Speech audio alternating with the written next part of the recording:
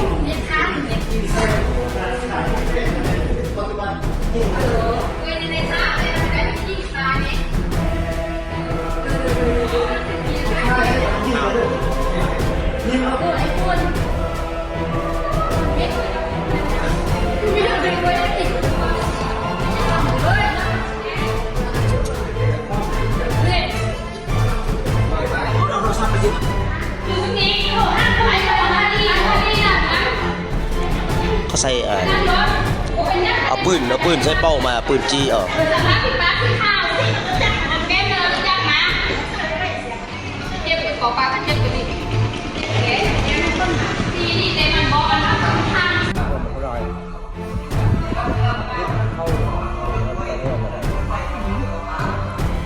ำบุญแดงก็เอา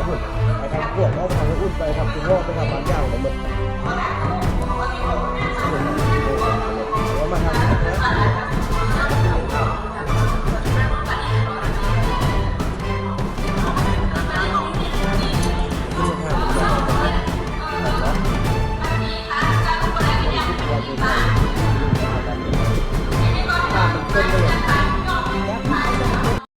อันนี้คือวิดีโอวินาทีที่โจรปล้นห้านคำจากภาคกลางจากภาคเหนือสุดปล้นน่ะแลนเข้าไปสู่ภาคกลางจากภาคกลางปุ๊บแลนเข้ากับคืนมาสู่ภาคเหนือคือแขวงหลวงพระบางใจกลางไข่แดงแขวงภาคเหนือของพวกเฮาและมันยังจะมีเกิดขึ้นอีกและคอยเบิ่งนะคันจับบ่ได้นะเดี๋ยวมันก็สิแลนไปทั้งแถวปากเซ่คุณตืมอันตรายท่านผู้ชม FC แฟนคลับหลังจากข่าวนี้ลุดรอดออกไปแล้ว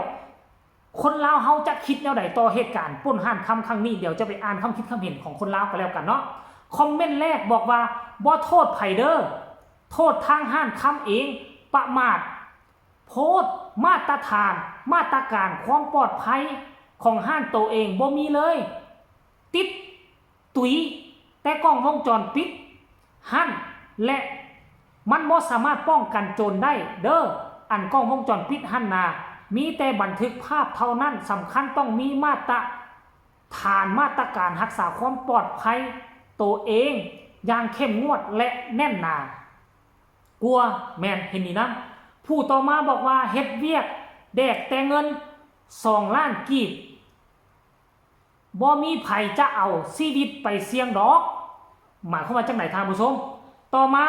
อันนี้พี่น้องฟังไทยเด้อสวรรค์นาเขตเงียบไปเลยเนาะมาหลวงพระบางอีกหวานเจี๊ยบโจรเอ้ยปุ้นโลดตำรวจลาวเฮาจับแต่ลักไก่และลักรถจักรอย่างอื่นเขาบ่จับดอกเลี้ยงเบียร์กะพอถ้าว่าแน่จริงจับให้เบิ่งแน่ตี้อันนี้พี่น้องทั้งฝั่งไทยนะถ้ามีน้ำยาเอ้ยบาดเนี่ยคำขึ้นละบ่เนาะว่าซั่นเด้คนนี้ก็บอกว่าแล้วห้านขายคำเขาบ่มีปัญญาซื้อปืนไว้ป้องกันความปลอดภัยของห้านตัวเองบ่ฮู้ว่าห้านคำยังละเลยความปลอดภัย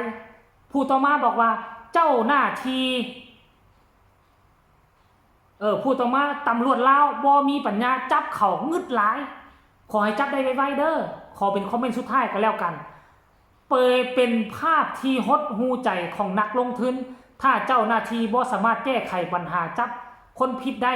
ชาวต่างชาติก็คงจะย่านที่จะมาลงทุนในลาวท่านผู้ชม FC แฟนคลับเนาะนำเสนอเพียงแต่ซ้ำนี้ก็แล้วกันให้ทุกคนไปติดตามเพจต่างๆตามแอปฟ้าก็แล้วกันเนาะใครมีคำตำหนิติชมคำคิดคำเห็นต่อเหตุการณ์นี้ให้คอมเมนต์มาเนาะหวังว่าเจ้าหน้าที่ตำรวจจะจับได้เพื่อกอบกู้ศักดิ์ศรีและความไว้เนื้อเชื่อใจของประชาชนให้แก่ตำรวจลาวเฮาสำหรับคลิปนี้ฝากฝังเอาไว้ซ้ำนี้ก็แล้วกันสบายดี